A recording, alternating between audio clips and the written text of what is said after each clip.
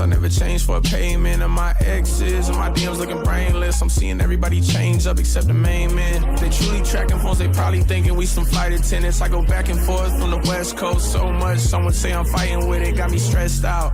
4/4, everybody taking breaks, still saying they the best out. Fuck you talking about, I run circles around you. I got 5 albums in the tuck, and all of them number ones. The same artists used to curve me on my Insta now, jacking content, so they all looking like my sons.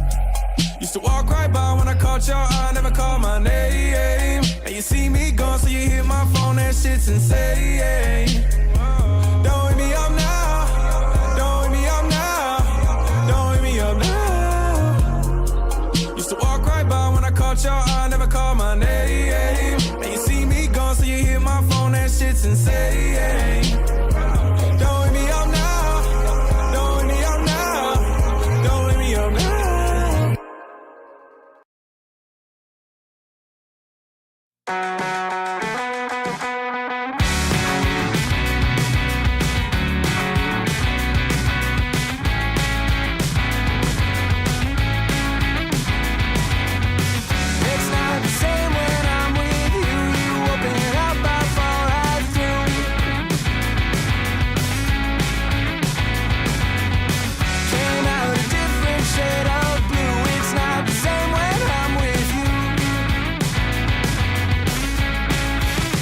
But it's always a surprise when, oh, it's always a surprise when the tide comes in, when the tide comes in. But it's always a surprise when, oh, it's always a surprise when you call again, when you call again.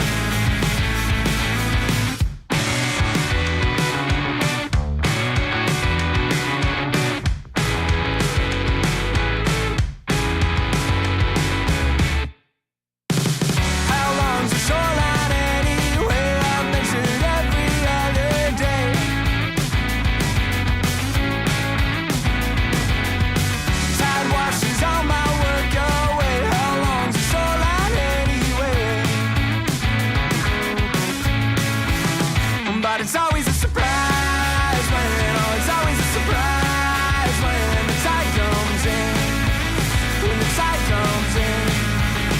But it's always a surprise when, oh, it's always a surprise when you call again, when you call again.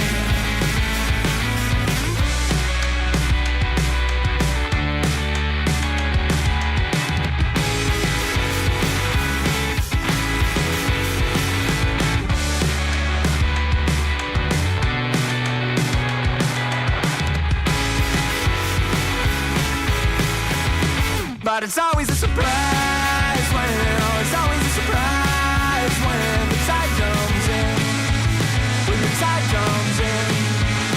But it's always a surprise when, oh, it's always a surprise when you call again, when you call again. Oh, I'm not supposed to answer, I'm not supposed to know. Oh, that the silence answer I've got to let it go. Oh, I'm not supposed to answer, I'm not supposed to know. Oh, that the silence answer I've got to let it go now.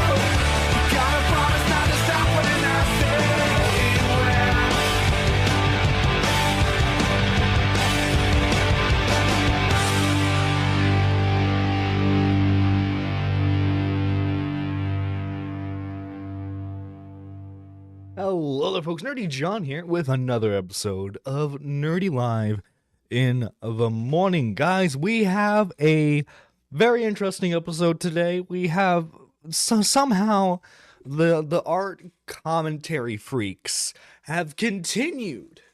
They've continued this story, even though it should be dead and buried at this point. The Cine Bear and Jar drama continues because of one of Cine Bear's former defenders, Kumo. Now, I'm sure many of you have probably already seen some of the posts on Twitter about the situation, but in case you haven't, let me take you to the first tweet that talked about this. Let me close my DMs, that way I don't leak all the sensitive information. Where is it? Here we go. Here is it. So, many of you might know who Flatley is. Flatley is he's another commentary creator. He runs the current iteration of Turd Island, which I was a guest on. Honestly, I don't know how well I did, but if you want to go check that out, go watch it on I believe it's his Flatley Talking channel. But yeah. And here is the tweet, unfortunately. Atakumo, is this you, bro? Actually bitch made over a thumbnail, LMAO. Didn't even press me because you got exposed in a Discord kitten love triangle, if you even want to call it that. Bro is mad that his girl got stolen by a robot PNG. And here is right here.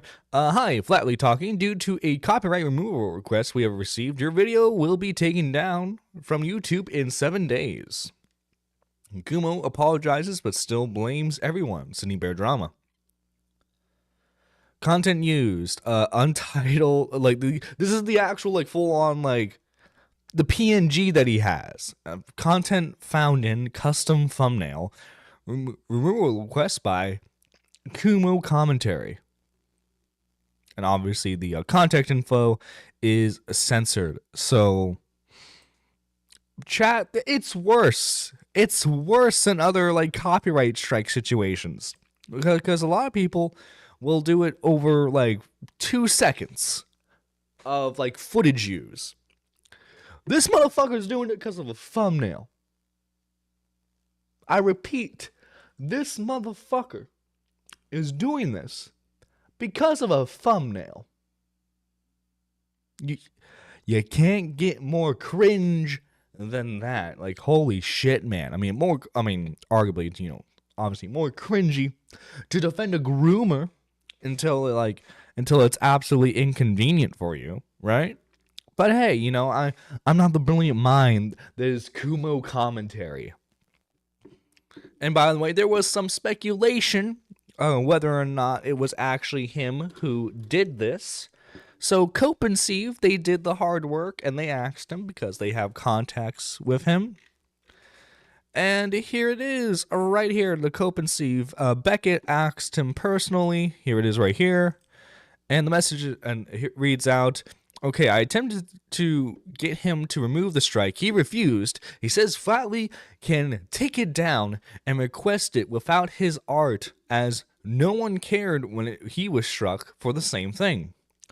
I cannot stress enough how fucking retarded this is. I rarely get actually mad at this stuff. GG.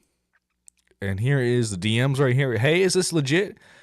Kumo responds with, he has time. I did that a while ago. LOL. Beckett says, you're striking at randoms. If you only care about these things when they happen to you, you don't care about them. Flatley never struck you. Kumo responds with, nope. Milam struck me, and I had no grounds to fucking dispute it. I don't care about them, because nobody fucking cared about it when it happened to me. I don't get what there is to argue about here. Quote unquote, where was this outrage when the exact same thing happened to me? Where was I when I was given 2 strikes that I couldn't dispute? It's about having some fucking basic principles regardless of what others are doing. I said this whole year was using bad tactics and bullshit weak moves. If you don't care about these things, once a tide turns, when you're going to find yourself very alone.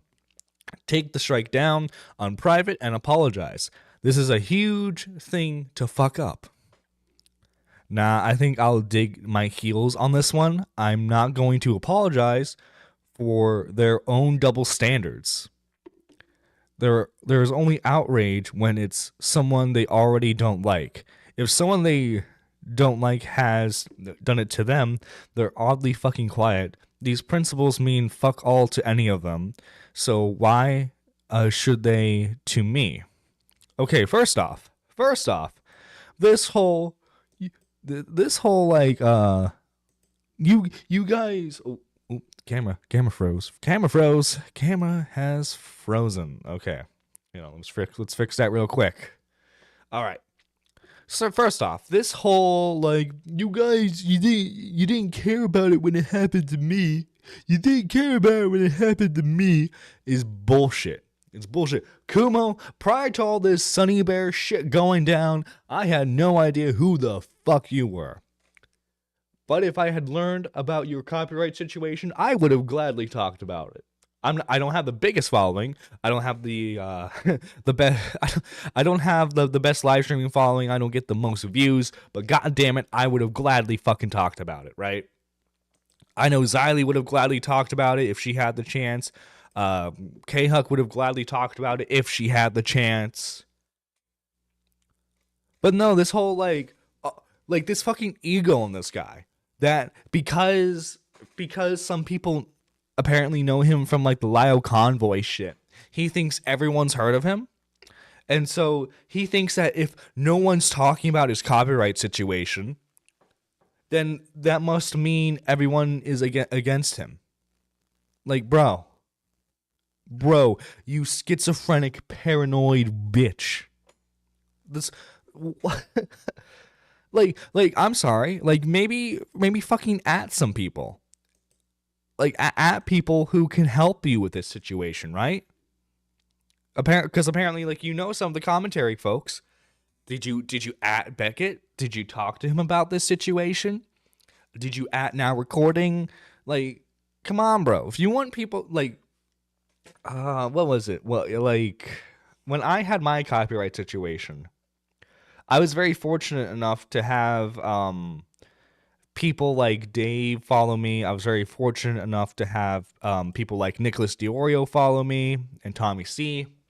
So like when they were retweeting my very first strike ever, like I was able to get some support, but obviously I had to go through the proper channels in order to get the strike removed. Like, dude, and also too this scope of like just like I'm doing it to them because they didn't care about it when it happened to me. I don't think that's the actual reason. I think he just wants to be petty because he knows like he has no actual defense for anything he did throughout this entire fucking drama. He has no defense for defending Sunny. No defense whatsoever. Actually, I've heard some of the weird defenses he would give, such as the 14-year-old was a porn addict, so it was okay. Okay, listen. Okay. I don't know why. The camera only freezes. The phone only freezes when I'm doing Nerdy Live. I've noticed that. I don't know if it's because of like the overlays or what, but like I'm pretty sure if I just have it as like a regular. Hang on. If I just have it as a as like just this, I think it's not going to freeze, which is weird. Hopefully when I get the graphics from Cat, it doesn't do this. Hopefully not. Oh, nope, it still freezes when I'm doing this. Okay. Well, we'll just have to go back to the old graphics then at this point. So that way it's just not distracting to anyone. We'll figure this out, chat. We'll figure this out. But yeah, like, dude. Let's see. Tommy C is real. Don't agree with everything he says, but I respect him. Yeah, okay. I do have some art of mine protected, like in portfolios. But if you make your own art and someone commissions or got free art, it's different. No, but this is the thing. This is like obviously he doesn't show his face in the thumbnails. If I have a video talking about Kumo, I need to use his avatar so that way people know it's a video about Kumo, right? This is just, like I'm sorry, but why the fuck? Why the fuck do like artists get free fucking passes for copyright striking people when it comes to goddamn thumbnails? All right, we talked about how fucking stupid it was with Suzy Liu to copyright strike people over them using her big ass forehead in thumbnails, okay? I'm sorry. Obviously, I have a lot of artist friends, okay? I can, like, when I'm able to commission them, I commission them. And I credit them when I use their art. For example, Squatchin. She made the first iteration of the Nerdy Live logo, and I will always appreciate that. She made the Meth Wombat image, which is used for dono alerts. I use Shanry's art for thumbnails all the time when I'm able to commission her. In fact, she did the Lio, like I didn't commission it from her, but she did the Lio convoy image, and I made sure to give her credit when I was tweeting it out on Twitter. But I'm sorry, artists. If you see someone's using your art in a thumbnail, I don't think you have the fucking right to copyright strike that shit. If you absolutely want the credit, just be like, find a way to privately DM them or something. Or be like, hey, I'm the artist. Is there any way you can give me credit on this? That kind of stuff. Obviously, these things don't apply necessarily to Kumo, because Kumo was going to do this regardless of the situation. Trust me, John, they don't in a way. The art commentary community doesn't know. This Lio one, I let everyone to use because I say so. Well, I was gonna use it regardless, Shanry. Okay, it didn't matter if you said yes or no. I was gonna use it anyway. BRB gonna make a Kumo. Nice. But yeah, as you'll notice, I'm using Kumo's avatar in the thumbnail. This is because I stand on principle. It is okay to use his art in thumbnails. And don't get me wrong, I love and appreciate the people who have made the Wojaks of his avatar so people can use it. But I'm fucking standing on principle, bitch. Okay? This motherfucker wants to try and strike me. He is more than goddamn welcome to. I will rain fucking hellfire on his ass if he tries anything with me. That bullshit weak ass motherfucker. He tries shit with me, he's gonna get his world fucking rocked, that's for sure. But we also have more to show. For example, just the weird way he defends. Welcome to the art commentary community. Thank you, Al.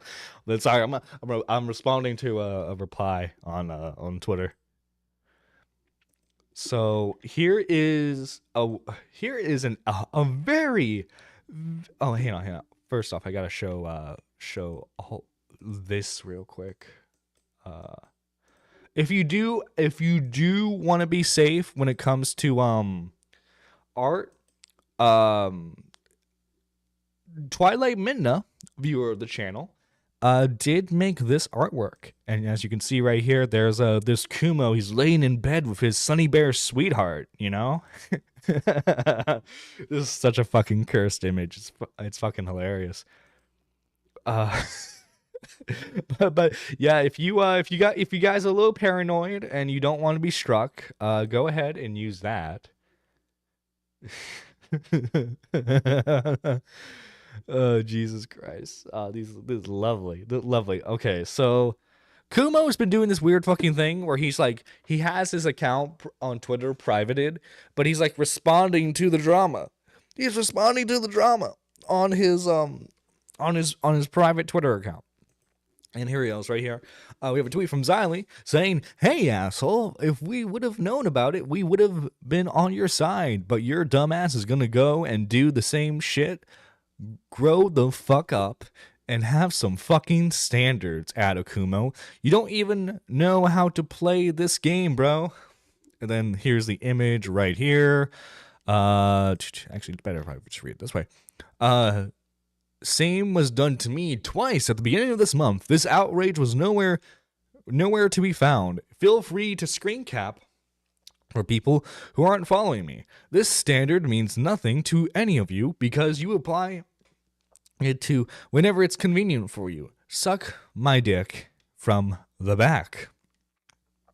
Anyways, your screeching means literally nothing. I'm not going to engage this any further. Definitely with a bunch of hypocrites. Back to my break. He does like the fucking furry like :3 thing. Yeah, this guy's a furry for sure. Then he adds K-Huck. I guess K-Huck followed him before he unprivated or something. Is like, yeah, at Ace Howler, at K-Huck. Hello, commentary people. Feel free to screen cap this for other people. Okay. We have someone on the inside, K-Huck, and you're not doing shit? You're not doing shit for me? Nah, we gotta cancel K-Huck for this, for sure. For sure! K-Huck's gonna get canceled. I'm gonna make sure of that shit. Yeah. But yeah, here is, okay, and then, the anti-groomer defense force came out. Evan do things. He's one of the groomer defense force people. Evan and Goblin have got to be the two dumbest assholes on this planet. Y'all literally in a support group for a fucking groomer, a degenerate, and a fucking freak. And holy shit, you retarded people like you are the reason why definitions get watered down so much. Apparently using the word groomer correctly is watering down. I'm afraid you don't know what grooming is. These people are so dumb. They'll see a situation where a adult is talking inappropriately to a child, sharing porn with them. And they're like, well, I mean, the child is a porn addict. Like, that's what they'll come out with. That they don't think it's weird or anything like that. They just think, well, they think it's just, oh well, it's the child's fault. It's the child's fault. Like you dumbass motherfuckers. You need Jesus. You need Jesus in your life. Also, I've gotten some weird comments on my newest video based on the situation. So, I made a video on Kumo, about like the lead call. It's actually one of my better performing videos for this month. It's 2.4K in views. It's gotten me to 2,211 subs, which I'm very grateful for. Thank you guys for the support on that. However, because the video is getting some traction, I've gotten some weird comments from the art commentary freaks. Here's one of them. Not a pedo. Eno reached out to Sydney first, and she later on groomed them. She didn't show any attraction to them or any other minor. Groomers don't equate pedophilia. And the last part, the entire world would pretty much prefer for a groomer to get help and just hop off internet. I have no idea why you find that bad. Because they groomed a child. I'm sorry. They groomed a child. I don't know what you mean. They groomed a fucking child. Also, this whole the child reached out first, don't you know? I'm sorry, you dumbass motherfuckers. You bitch ass creeps. Sydney, and I emphasize this every time I talk about this, or someone tries to use the excuse that she reached out to the minor first. Sydney Bear is the adult in that situation. Hypersexuality or not, mental illness or not, it is her who controls the way that conversation goes. She willingly had conversations involving a minor. She willingly shared with the minor a rape comic.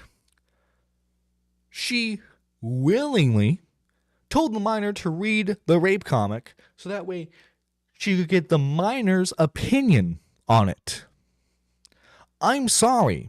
She is not a victim in that scenario. She certainly seems to be a victim of other stuff, but that does not justify what she did to that child. It does not. And here's another weird fucking. Here's a clip from one of his live streams. Weird fucking clip right here.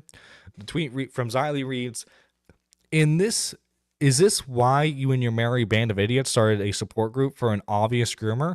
This is how Kumo actually feels about the minor that Sydney Bear was in DMs with, showing her rape fetish comics to. So yeah, never mind the kid was fucking 14 years old. And here's a 22-second clip. Here's right here. I felt safe and happy for the first time in my life, and she turned out exactly like the people who hurt me as a child. Eno is going to be traumatized by this for the rest of their life. Eno is not traumatized by this.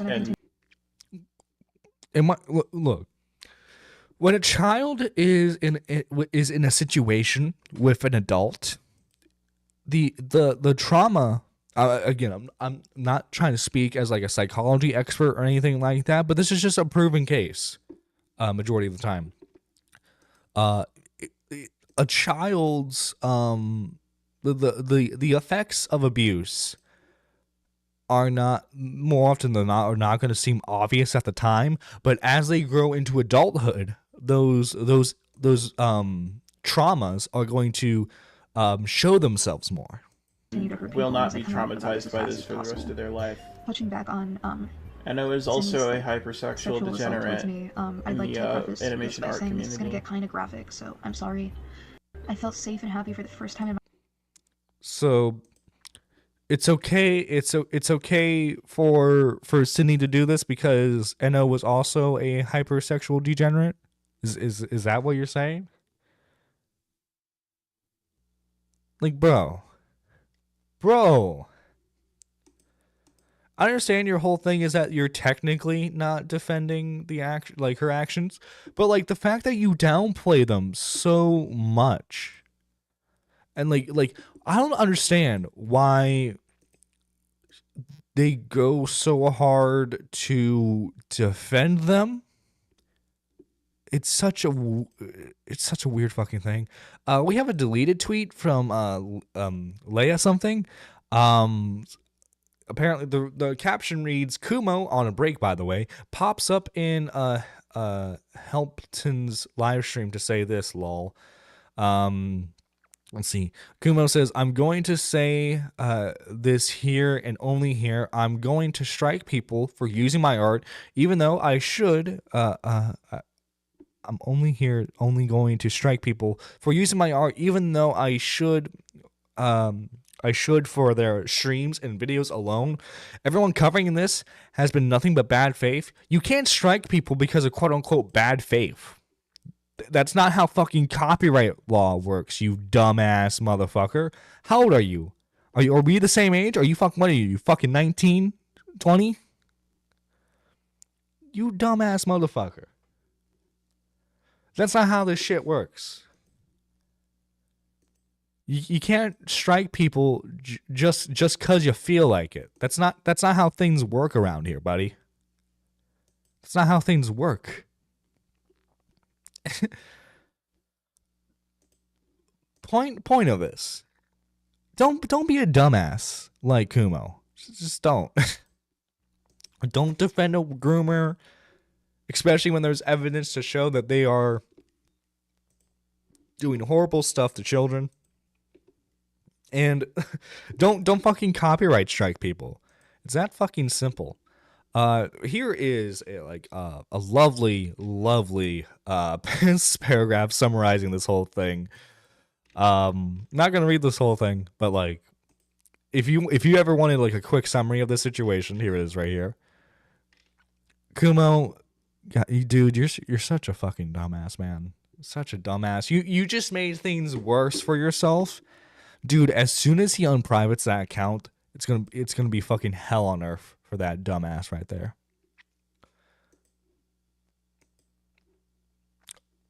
All right, but we're done with the Kumo topic. I have another. We have some smaller stuff to talk about here.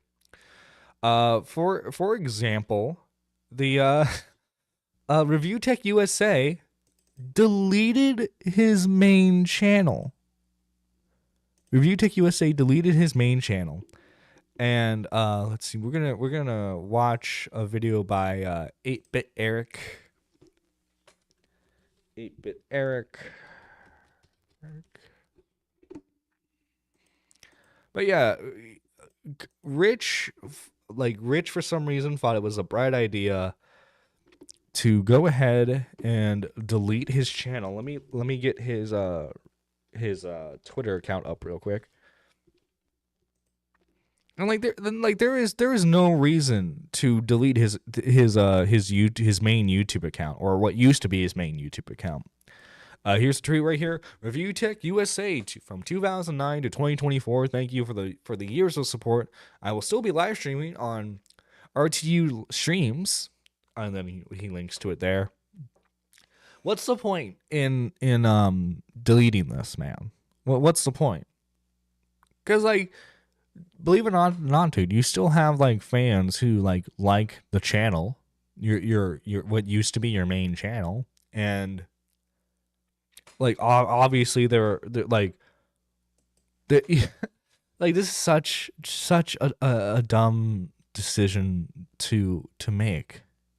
Like this is such like a way to bait sympathy too. Like why else would you do this? And like Augie RFC says right here, this might be the dumbest decision you have ever made, but these days it's a hard choice. Like, dude, he had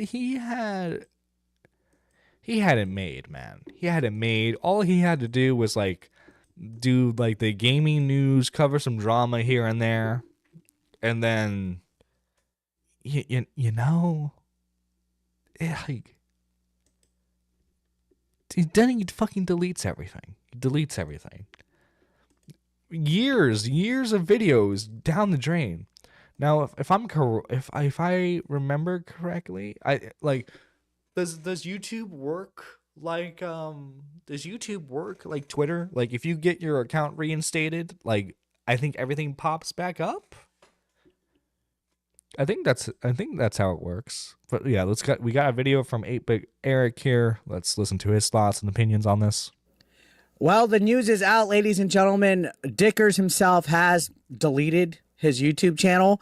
This tweet came out right before he deleted his Twitter account as well. So he took down his Twitter account the other day when he had his 8-hour live stream meltdown, came back and was joking about suicide for some reason. People were actually flaming him. If you go to his personal Facebook or if you go to his Instagram or even Twitter, he's getting burnt to a crisp over joking about suicide or something. I don't know. I covered it on my stream, but that's besides the point. You can see right here, he tweeted out Review Tech USA 2009 to 2024. Thank you for the years of support. I'll still be live streaming on our RTU streams. And apparently he deleted his channel, which he was saying earlier this last week that he was thinking about doing it. To me, it's a cry for attention. We know by the end of this next week, he's going to reactivate his YouTube channel. He'll be back on. He can't stay away from the internet. Every time he says he's going to delete Twitter, he comes back on. Every time he says he's going to take a... I mean, as like someone who was like a former fan of his for years, I would appreciate the content still being up, you know? Like as much as I dislike the dude now, like there was still content from back in the day when I started watching him that I still remember enjoying, right? It's like it's people are weird, man. People are fucking weird, bro. Like why the fuck you gotta be like a fucking high schooler who like sad posts on the internet, man? Why you gotta fucking do that? It's cringe. Stop it. Get some help. He comes back in less than a day or two. Remember when he did the goodbye video and then literally like less than a day later he made a video about Keffels that had like a sponsorship on it? This dude's clown shoes. And apparently he brought his Twitter back a third time within the span of 2 days to put that he was no longer going to be using his main channel. Now, just the other day, he went nuts. He went nuts against JKB, myself, Keemstar, Boogie, Wings, fucking you name it. This guy went. Dude, I missed out on that. Admittedly. I'm kind of hurt that I wasn't mentioned a bit, you know? Hurts the ego just a little bit. You know? As the guy who interviewed JKB, you know, I feel like I deserve a little credit in the meltdown. Ape shit over everybody on the internet that has ever criticized him, and he's losing it. And we're not saying you are a bad human being. We're just saying take some time off the internet. Take a mental health break. All right? Spend time with your family. Me telling you go see your kids doesn't mean that you don't take care of your kids. All right? All that bullshit aside, I've been avoiding you. I haven't been watching your content. I haven't been reacting to your content. I haven't made anything about you. But since you tried to, I guess, bury me on your 8-hour live stream the other day, the Meltdown live stream, I'm like, you know what? It's fair game again. It's fair game, Dickers. All right? And I'm going to relish in this. So, yeah, apparently he did this, and people are saying this might be the dumbest decision you've ever made, but these days it's a hard choice. Like fucking Augie. Out of anybody, Augie just came back to YouTube and is calling him out, like completely, like right off the top. Rich is worse than a woman. He kind of reacts like a woman. He reacts off of emotion. He's getting cooked. Look, owned. Matt says you should have at least kept up the Tommy Tallarico interviews. Jither says, why would you do that, man? This makes no sense. Homie says, bro, why? Because of Boogie. Well, especially because like his channel, for all intents and purposes, it's pretty much dead now. But like you can still collect ad revenue off of it, because like there are people who occasionally like watch your videos every now and then. Like it's not negative for you to have your main channel still up. It's really not. Let's see. I would love to talk about it with you. I mean, if you want to call in, go right ahead. Go right ahead. Call-ins are always welcome. By the way, guys, we are close to having almost 100 people in the server, which is, I think, personally, I think that's awesome. Especially too, since like no one in the Nerdy Live Discord server has been groomed yet. So I mean, if you guys want to call in and get updates on when content's happening, or you want to be notified when videos get first released, go ahead and join the Discord server. Also, too, if you become a member, we have it set up to where you get a special Discord role. It's pretty awesome, I would say. Oh, give me 1 second, guys. Sneeze real quick.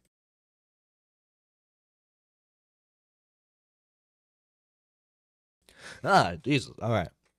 My apologies. Anyway, yeah, but yeah, if you guys want to call in, talk about Kumo, talk about Review Tech USA, you are more than welcome to. I need a section for pet pictures. I'll make sure that gets done. Okay. I have myself muted on Discord. Okay. Yeah.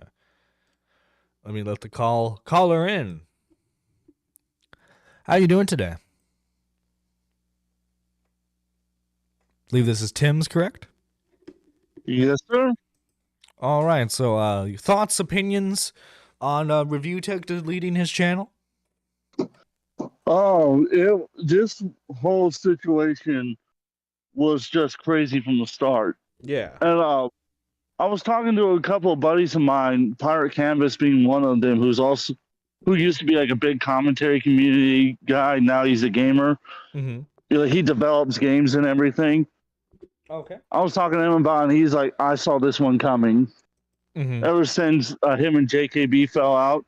And to be honest, it's the truth. That was a long time coming. Because reality, if you really look at it, if it wasn't for JKB and what he had been doing behind the scenes, Review Tech USA wouldn't be where it is now. Mm-hmm. Or where it was, I should say, because now it's dead. Which honestly, I think was one of the dumbest decisions he can make. Because like, even if you're only making $600 a month, that is still $600 extra you're making a month that you're now not making. Yeah, But, and I think it's pretty clear that like if it, like numbers wise, it looks like on his live streaming channel, Rich should be making more. But like Jay has been raking the dough in ever since he like separated doing his own streams. I don't think I don't have like specific numbers on hand, but I don't think Rich makes that much from streaming comparatively. So a friend of mine, his name is RJ from Game News USA. I met him through the RTU community. Actually did the math for me because I asked him about that. Because he's a fucking wizard when it comes to math, I swear. Yeah. Like, he just waves a magic wand and's got the numbers for me. He did the math for Rich. Mm-hmm. Rich, currently in the live streams he was doing before now, was only making about $200-300 a week. JKB, despite having half of what his audience of Rich has, was making $400-500 per stream versus Rich. I mean, I feel like I can't really judge there. They're both making more money than I am currently, but also too, I didn't have a huge audience that fell off, you know. Here's the biggest thing about that is that if Rich had just buckled down and just accepted the fact that he put himself in that corner, he would have been fine. See, he would have been fine if he just did tech news, like for example, Cyber News. Well, like I always thought that like if news for him. I always thought that like if like this is what he should have done. What like I think what he should have done, in my opinion. I think instead of like just doing video by video of like tech news, I think what he should have done was he should have changed the live streams into like how I do my live streams, where it's like, hey, we got this topic, we got this topic, we got that topic, and then you clip each individual topic, and then you upload that to your main channel.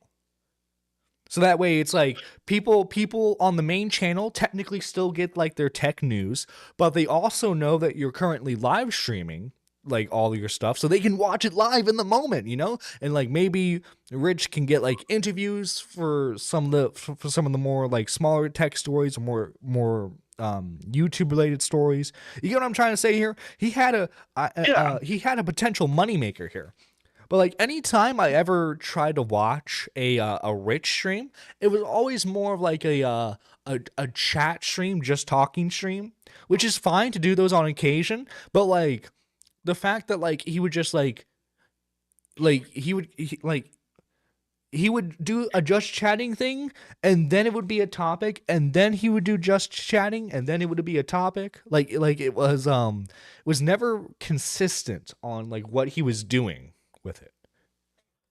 Jay, admittedly, I haven't really been watching Jay recently because I've been busy with my own stuff. But like from what I understand, Jay has a topic for his live streams. He'll talk about the topic, and then he'll also do chill streams.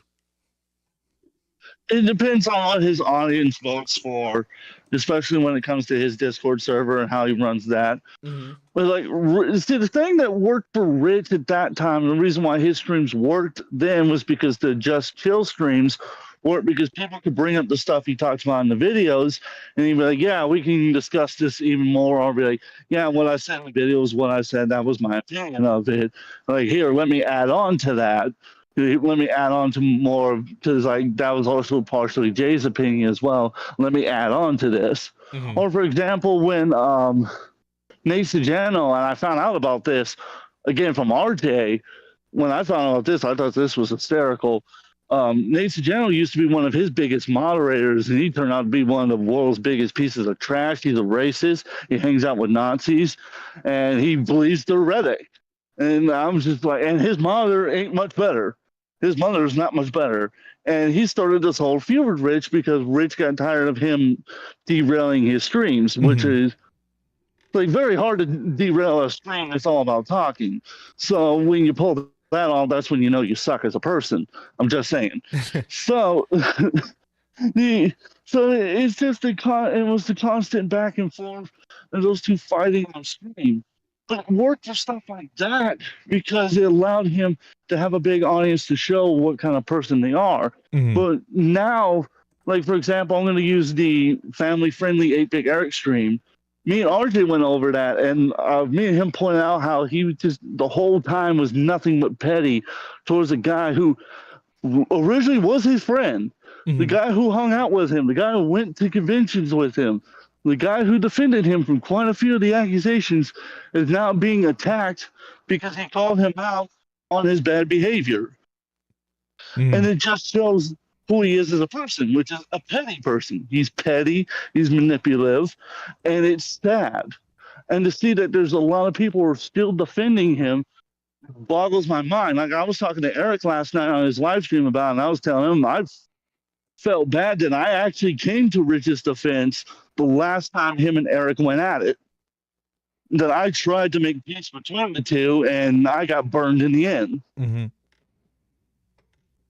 If you didn't know, on that same live stream, he tried to paint me as a sexual predator. Yes, that is for real. I've got the clip of it. Yeah, I mean, I don't take a lot what Rich has to say in response, mostly because he's saying them to just to fling shit at you, and then it's also just like he's high the majority of the time he's saying stuff like that, you know. So it's like you take that with like a grain of salt. Oh yeah, but yeah, thank you for calling in, good sir. I hope you're having a good morning. Thank you for being a part of the show. Oh, you're welcome. Like me, you should do something together sometime. Maybe my schedule is usually quite busy with work, and then doing the YouTube stuff. I'm trying to get back into the gym, guys, so that way, you know, I'm not the chubby fat nerdy dude on the radio. I'm the buff nerdy dude on the radio. All right. Okay, Andrew. All right. Next time Review Tech USA mentions my name, okay, I'm gonna have not a 6-pack. It's gonna be like a 12-pack. Okay, my biceps are gonna be the size of mountains. All right, and Review Tech USA is not gonna want to mess with me. What was that? Will that be a 12-pack? Will that be a 12-pack of beer? Oh no, 12-pack on the abs, baby. 12-pack on the abs. Just keep dreaming, buddy. I know your mom said that you would achieve it, but just keep dreaming, buddy. Have a good one, man. Have a good one. You too, brother. Appreciate it. Yeah, take care. Anyway, guys, shorter live stream, but this is like obviously the Kumo topic was something I'm very passionate about when it comes to this. I hate when creators in the space are censoring each other, because it just shows how petty they can be if they're proven wrong about something. Are you trying to do what Specs is doing? Not exactly. Like, I'm more like, in all seriousness, I'm more so just like I'm gonna be dieting a lot more now. Like, obviously I'm still gonna like have cheat days, right? But like, you know, I just want to improve the health a bit. But thank you guys for enjoying today's show. Apologies for being a bit of a shorter one. I think regardless, though, this was an important live stream to do because fuck Akumo. I'm sorry, not Akumo. Fuck Kumo. Because Akumo and Kumo are two different creators in the art commentary space. Fuck Kumo.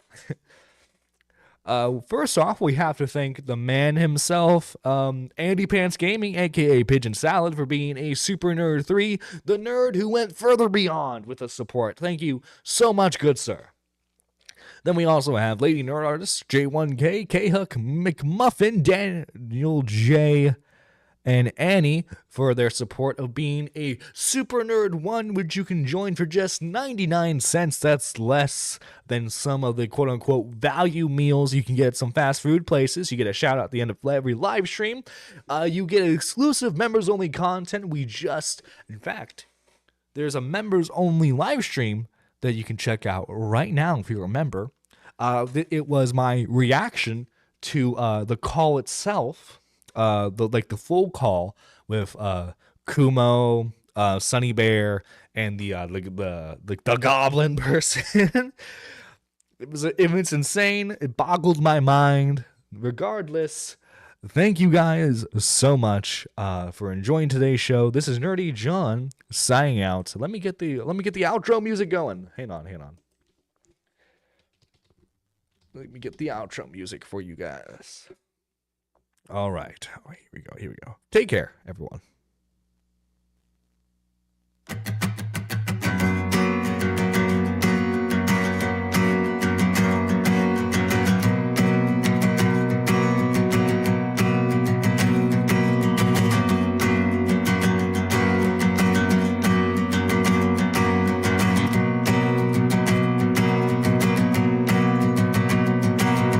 First-rate town, and all you ever notice are the ways it stretched too far.